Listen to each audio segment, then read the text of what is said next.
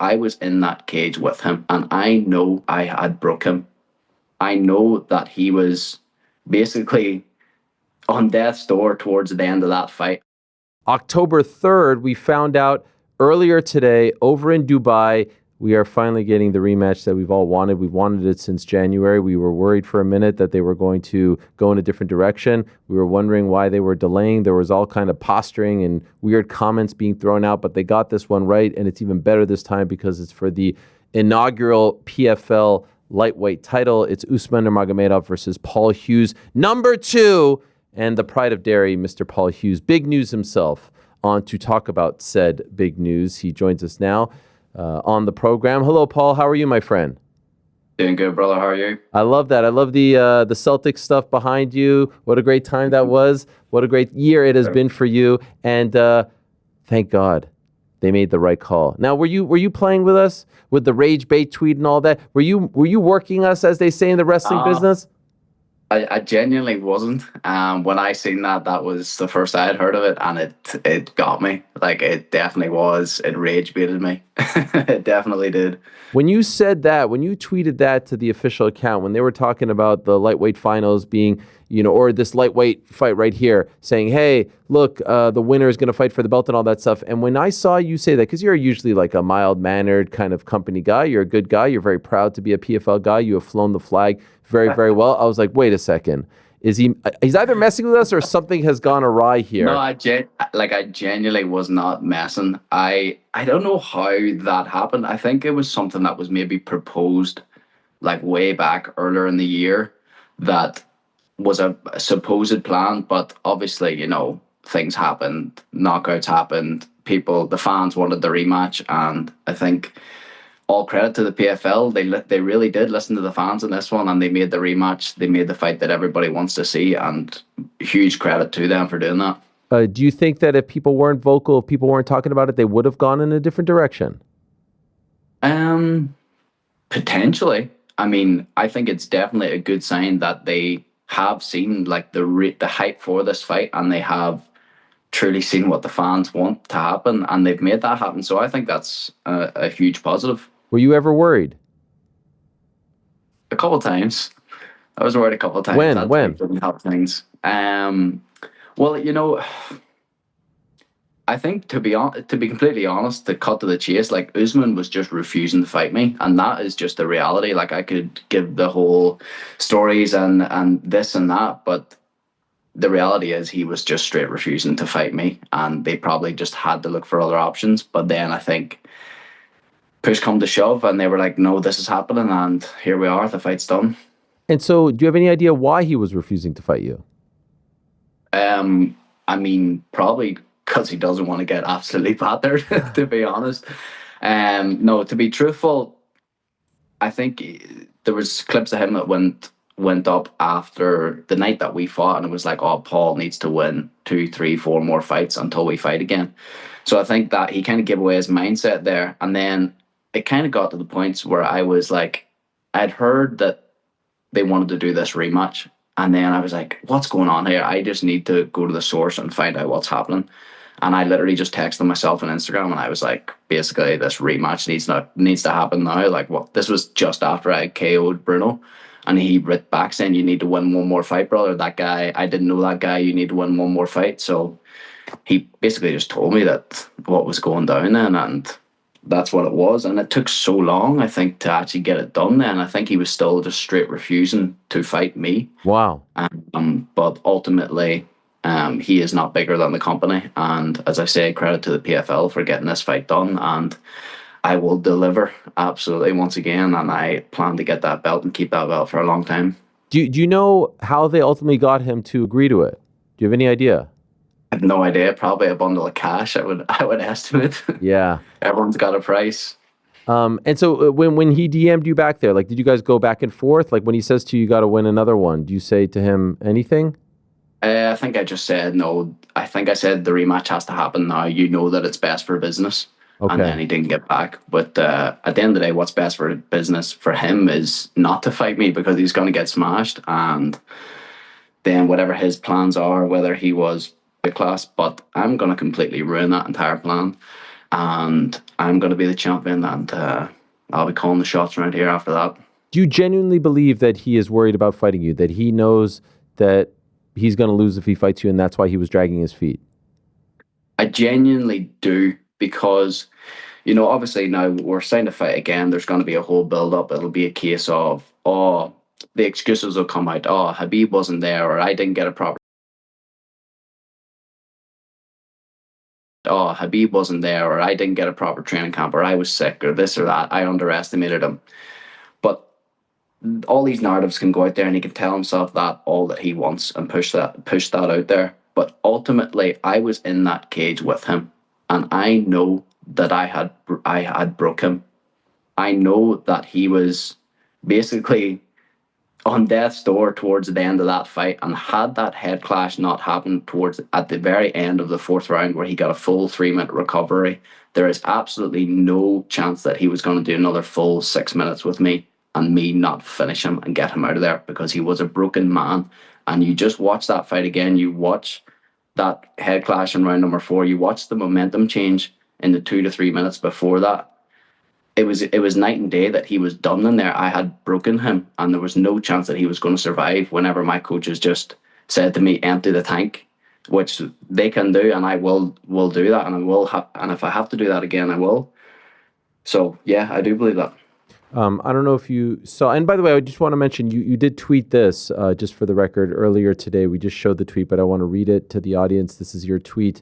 When the news came out, he tried everything to stop this rematch from happening. Now his days are numbered. See you in Dubai. So the build is great. You even had the duck that one time when they showed you on the program, your version of the Tom Aspinall duck. Tremendous stuff. By the way, who's the brains behind this? Who came up with this one? That was me. That was all me. That was all you. That was all me. Now, obviously, completely stole it from Tom Aspinall, and coincidentally was training with him a couple of weeks before that. So I did text him to say, "I'm sorry, bro, but I'm also not sorry at all." And he was like, "Nah, fair. You got it. That was a good one." Yeah. Okay. All right. Fair enough. So he gave me the all okay. Like, so the heavyweight champ said it's okay. So fair enough. Okay. And by the way, great to see you training with him. I think it was, right over here. You, Craig Jones, Tom Aspinall. What a crew that is. What a room that is. Bro, it was so funny. I was not expecting that on a random Wednesday morning. So Craig was doing seminars, and he was coming to Ireland, and he was going to come up to Belfast to train. We have the same management, so I kind of know him through Tim and Dan. So he texted me saying, "Bro, I'm going to come up to Belfast," but I was going out of the country. I can't forget. I think I was going to New York. So I was out of the country, and I was like, "Tell me where you're going to be at in the next few days, and I'll come into town." So he was in Manchester. So I flew to Manchester, rocked up. It wasn't even in Manchester. It was outside of it, in a little small town, like 45 minutes outside of it. And I didn't know what I was getting myself in for.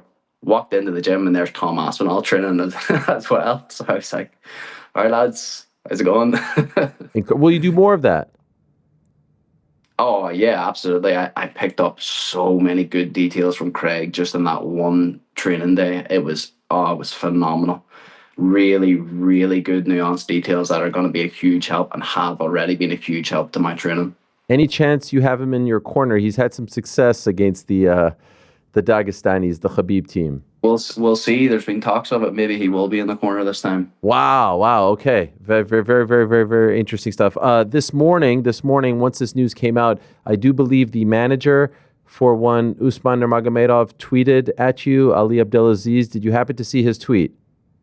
Oh, I didn't actually see this. Here it is. This is him writing to you. "It's embarrassing that you've built your name off losing to other men. I didn't even think you deserved a rematch, but Usman made the call. He told me you're the only one he wants to smash because you can't stop running your mouth. Now that he's beaten you, nobody's ever going to mention your name again. You brought this on yourself." Well, I mean, at least he's doing some promotion. Like, obviously, that's kind of what Ali does. He just talks shit, but at least he's doing some promotion. I done all the promotion for the last fight, so at least there's something on there. But here, look, that's all a load of bollocks. Like, I don't give a flying fuck what Ali Abdelaziz says. Not a single fuck, like. By the way, credit to him. Usually he sends those messages hiding behind his fighters' accounts, like he'll do it under their name. At least he's actually sending it from his own account. And maybe he meant to do it under Usman's name, but at least this time he's going straight from his own. I tell you what, wouldn't be the fucking first time, Ariel, would it? Yeah, exactly. Wouldn't be the fucking first time. So there you go. So that's the response right there. Does it irk you when a manager writes to you like that?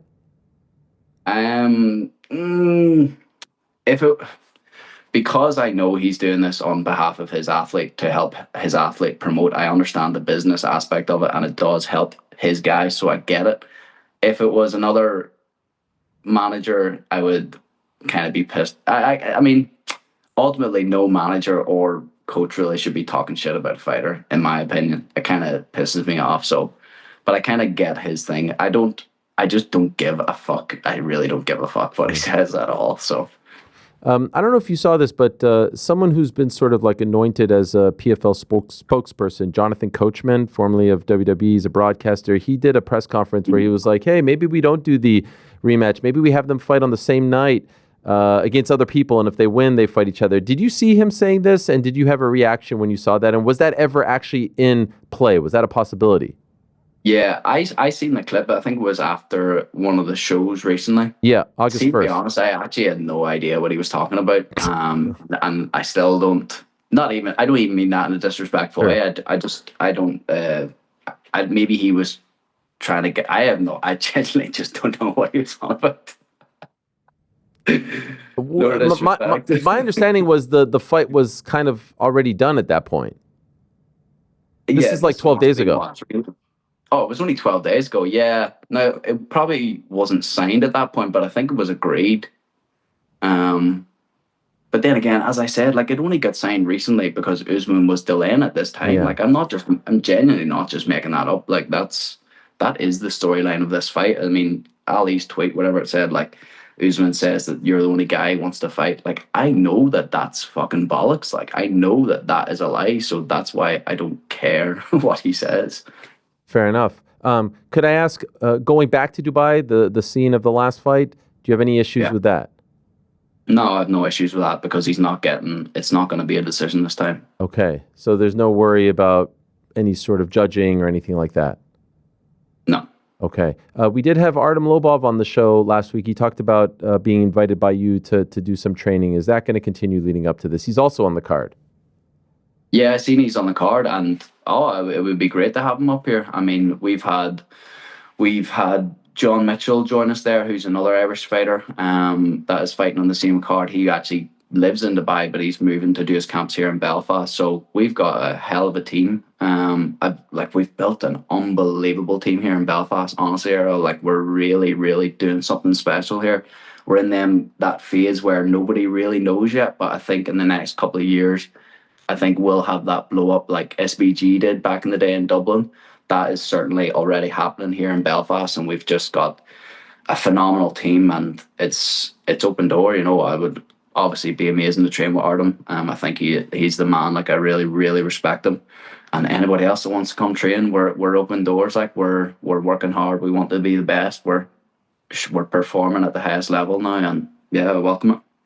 You know what I really love about this? Obviously, they got it right with the rematch, but I love the fact that the PFL lightweight title is on the line. I like that the light heavyweight title is in the co-main. I like that Costello is the middleweight champion. I like that they're doing a welterweight title fight. Finally, we're getting some sort of clarity as to who are the champs, and then the tournament winners can fight the champs. To the best of your understanding, this is a minor detail, but just curious, is Usman the champ, or is the champ vacant and you guys are fighting for the vacant title? I genuinely don't know. Okay. I mean, ultimately, you win the belt, no big deal. But I was just curious if he becomes the champ or if the belt is just kind of up for grabs. I'm not too sure about that, but I mean, certainly it would be great if the belt was on the line as well. I would definitely coming home with 2 belts would be a lot nicer than coming home with 1. For sure. So ultimately, what is the prediction? What are you feeling? How does this play out? I definitely I could see myself clipping him early. I really could. I mean, you seen my last fight, my first punch that I threw, almost knocked him clean out, and I finished him right after that. I didn't get hit once. I can do that. I certainly can. That's always a possibility for me. But I would love to break him in there. I would love to just do exactly what I said, do what I was going to do. Like, just bring him to that same place again, break him, and finish him to where there's absolutely no questions asked. Love it. Can't wait. Love the way you're selling this, promoting it. I know it's all very genuine and from the heart, and very, very excited to see how it all plays out. There it is, October 3rd, Friday, October 3rd. What a great weekend that is for MMA, because the UFC has a pay-per-view on October 4th, so you're not going head-to-head with that. The BKFC show is on October 4th, too, so a massive weekend for combat sports.